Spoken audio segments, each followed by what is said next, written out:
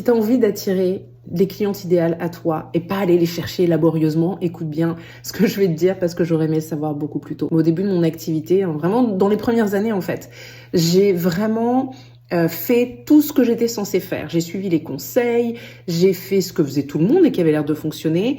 Et c'est pas que ça marchait pas du tout. Il y avait des gens qui venaient travailler avec moi, mais par rapport aux efforts que je faisais, à tout le travail que je fournissais, je trouvais que le retour sur investissement était pas génial. Du coup, à un moment donné, j'ai été contrainte de me dire qu'il fallait que je change quelque chose. Parce que tu as déjà entendu ce truc, hein. Tu peux pas continuer à faire tout le temps la même chose et espérer un résultat différent. Donc, je me suis dit, je vais faire un truc, mais radicalement différent.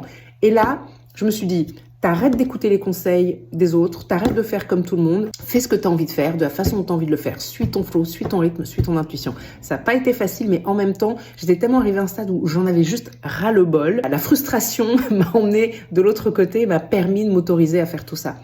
Et devine quoi, pas instantanément, mais quasiment, en quelques semaines, quelques mois, j'ai commencé à attirer avec beaucoup plus de facilité les cliente absolument idéale et parfaite pour moi. C'est ça, ta capacité d'attraction, ton énergie d'attraction, c'est ce que tu rayonnes quand tu t'autorises à être pleinement toi-même.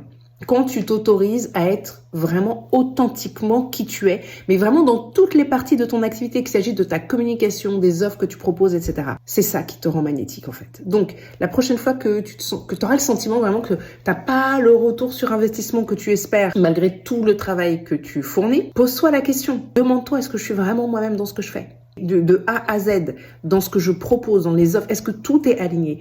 Les offres que je propose, la façon dont je les propose, par quoi je suis guidée. Pose-toi ces questions et ajuste en fonction.